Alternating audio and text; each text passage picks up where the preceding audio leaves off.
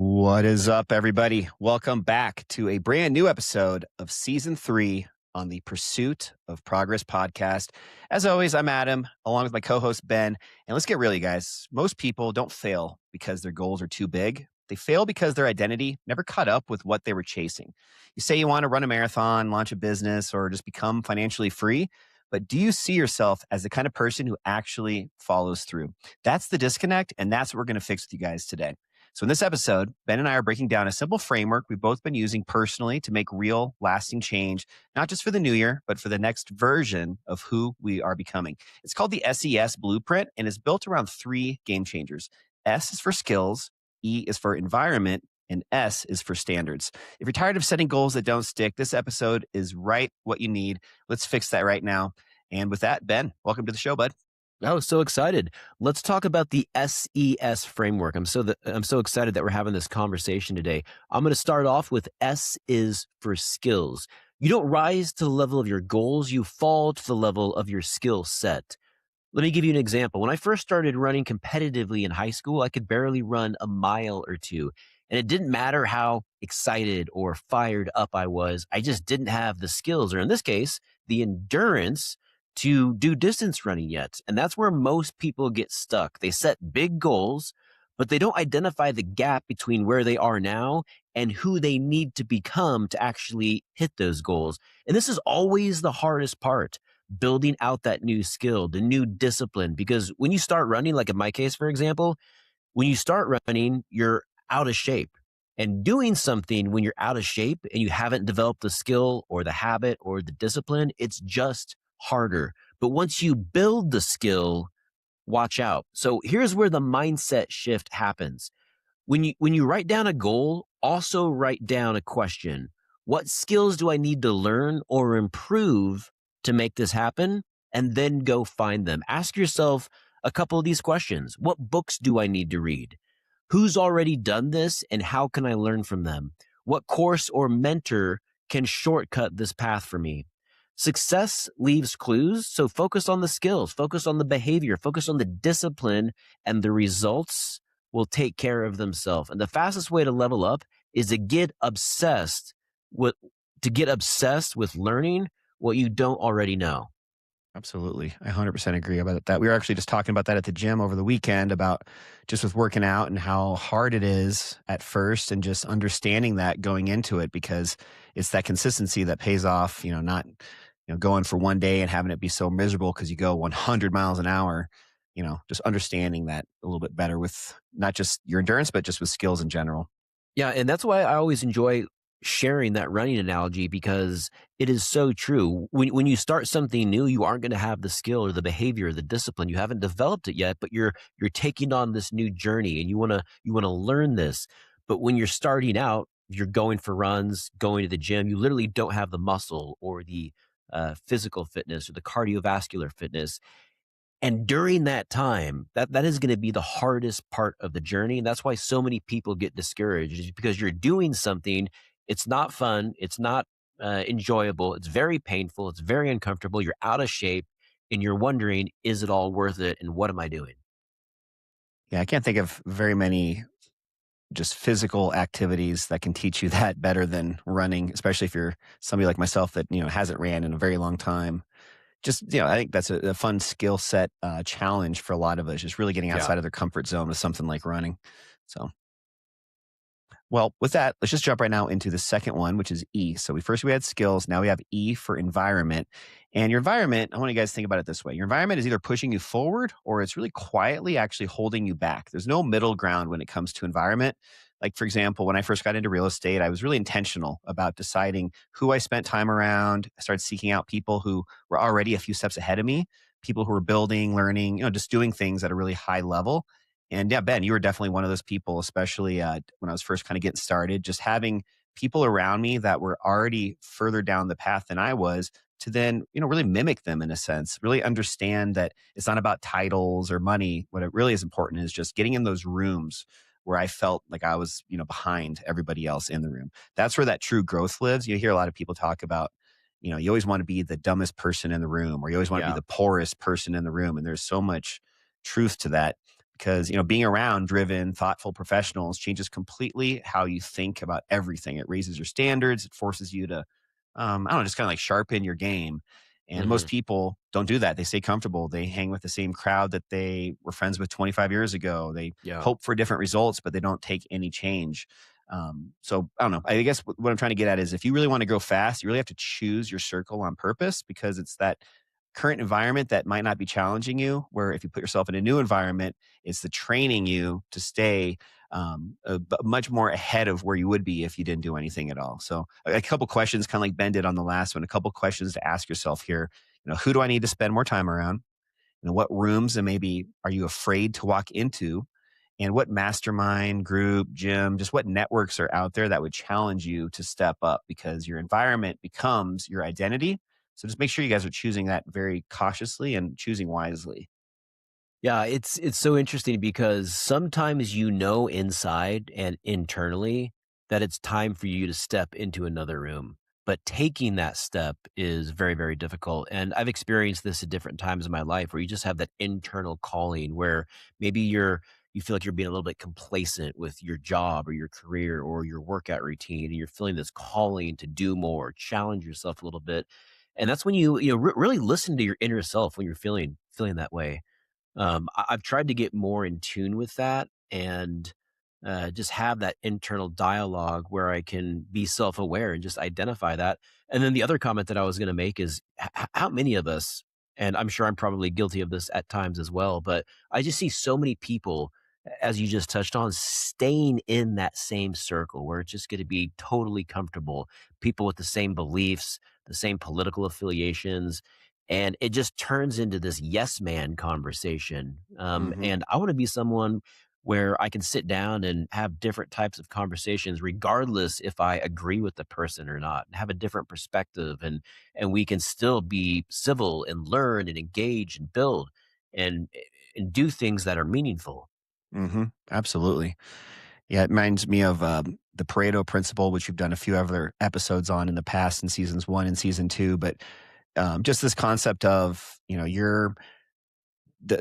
talk about if you had 5 people, basically you and your 4 closest friends, and you basically had everybody in a room together, and you went around and everybody said what their the 4 people that you're with each told Hmm. them honestly what they made annually as their pay, what they made in a year. It's like crazy the percentage of how frequently common the fifth person, you in this case, Yeah. has almost an exact salary or an annual earnings that's equivalent to the average of the other 4 people. Hmm. Just really just like kind of breaking it down in a way that's easy to understand, that, the And surroundings even if and you the don't environment. talk about it, it's not like most people are talking about their salary. Like I make X amount of dollars and you're within range of me. It's that the way that I've always understood that is it's kind of a lifestyle. It's a pattern, the way people live their lives. So people that earn X amount of dollars live their lives a certain way. And people that have a very high net worth and either make millions or worth millions, they live their life a certain way. Well, I think that leads us perfectly into the third part of this, which I'll let you present, which is S, which very closely aligns with what you're talking about right now. That's right. Yeah. So SES. So this is our second S. S is for standards. And so here is where things go from nice idea to non negotiable. Habits are helpful, but standards are what build identity. It's the difference between I want to eat healthy versus I don't eat fast food. It's not about willpower, it's about deciding what is no longer acceptable for the person that you're becoming. So here's a real life example of how I approach it. And this is going to sound kind of playful and fun, maybe a little ridiculous, but I just have a rule. I don't eat ice cream or I don't eat dessert unless I have worked out in the morning and gone for my run in the evening. If I do both of those things, if I work out for an hour in the morning and then get at least a 4 mile run in the evening, I have no problem having dessert or having a little ice cream. But I don't do that unless I do both of those things. That's a standard for me. And it might sound kind of silly, but honestly, I do not deviate from it. That's the reward for me. That's the standard. Another one is I am, and that's helped me a lot with my power language. I am going to get up on time. I am going to make my bed. Um, into my 20s and probably even my early 30s, I was not someone who made my bed or regularly did that on a regular basis. And now it's something that's a non negotiable. I am going to do that. So having those conversations with yourself using the language like that, these aren't preferences that we're talking about, they're promises. They create alignment between your identity and your action. And that's why it's so important. If your identity is, I'm a builder, I'm a finisher, I'm a winner, then every decision becomes easier because it either supports that identity or it doesn't. And here's the most important thing that people forget. Your standards aren't what you say, they're what you tolerate. So raise them. A quick final note here is, I'm teaching my daughter and really both of my kids not to go off of what people say, learn from what they do. They might say this, they might say that they're your friend, or you might tell them something in confidence and they say they're not going to repeat it. But what are they actually doing? So if someone shows you who they are, regardless of what they say, they show you who they are with their actions, believe them. Love that. Yeah, I've heard a lot of just entrepreneurs recently. I think for a lot of the audience that doesn't know, one of my favorites is Andy Frisella, who I've consumed his content for years and just really admire his take on a lot of this stuff. But he talks a lot about becoming your future self today. So even if you're, you know, 10 years from where you want to be, so to speak, Hmm. even today or tomorrow morning, you can start to act the way that future self needs to Yeah. be in order to be in that place that they're at in your life. And the point I wanted just to make on this, though, is I know it seems overwhelming to all of a sudden be this different person, but all it takes is one day. Just literally tomorrow could be completely different than today. If you're Yeah. finally to that breaking point and you want to be a builder, a finisher, a winner, you can be that tomorrow. You don't have to wait for 6 months or a year when you're a little bit in better shape and then you're a winner. Just start having those standards immediately, Yeah. and you're going to be amazed at how quicker you're able to get to that point. Make the decision today. Hmm. Love that. Do you ever have conversations with like either your younger self or your older self? I know that we're talking about, kind of visualizing what does my older self look like, but I actually have conversations. Um, I'll go back and put myself in put my present in my 10-year-old self, uh, mind and body, and I'll just like give him some encouragement sometimes, Hmm. even though that was 30 years ago. I'll be like, Ben, you know what, man? You're going through this thing, but I'm so thankful that you did this, that you handled this way. And there's other times where I'm like, you know what? I look back and I'm maybe embarrassed about my behavior, and I talk to my 15-year-old self. You know what? You can do better. Hmm. And then same thing. I'll look at my 50-year-old self, my 60-year-old self. How does that person behave? How does he act? What kind of conversations does he have? Who does he hang out with? Yeah, one thing I'll share on that before we close this one out is for any of you guys out there, I'm sure most of you know who Mr. Beast is, who's just one of the most, I guess, largest reach of anybody on the planet from YouTube. So he's the first person to hit 400 million subscribers on YouTube. But one Mhm. kind of exercise that he did that I thought was super cool and really just a visionary for thinking this way, he created a video 10 years ago and scheduled it in YouTube to Wow. publish 10 years later. And it's just a video of him talking about where he is, when he's filming it, but also where he thinks he's going to be when this video releases in 10 years. Okay. I think he actually did one. It was like 1 year, 5 years, and 10 years, I think. And so he's filming a video in 2016 talking to He himself calls it, as if he's in 2026, uh, talking about what life looks like, who he's with, where he's mhm. at. I think it's called like a note to myself, future Okay. self. If you look it That's up on bold. YouTube, you can find it, but really cool. And just amazing how further he was, kind of like that same idea that I always butcher this quote, but you're amazed at how much further you can be in 10 years. I'll let you Yeah. say it.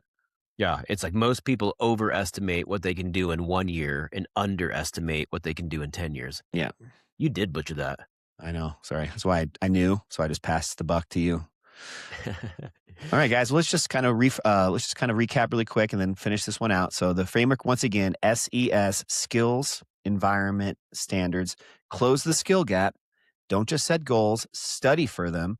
Change your environment, get in rooms that actually stretch you, and then raise your standards. Decide what the next version of you will no longer accept. You don't need a different calendar to become somebody new, but you do need a different identity. So let's go out there and let's build it. That's right. And here's the truth. Setting goals is easy, but becoming the kind of person who actually lives them out, that's the hard part. But it's also the most interesting and the most rewarding. So here's your next step as we wrap up here. Take 10 minutes today and write down your own SES blueprint. What skills do you need to learn? What environments do you need to join or leave? What standards are you raising for yourself this year? When I have these conversations with myself, oftentimes looking for skills that I know are going to benefit multiple areas of my life. What are skills that I can learn that are going to make me better in business, make me a better dad, make me a better friend? And if you don't know where to start, one skill that you can start that's going to have a positive impact in all those areas is communication. For me, I love reading books on communication. I'm reading several right now. I read several last year. It's a great place to start. Um, so this isn't just about hitting goals, it's about becoming someone new.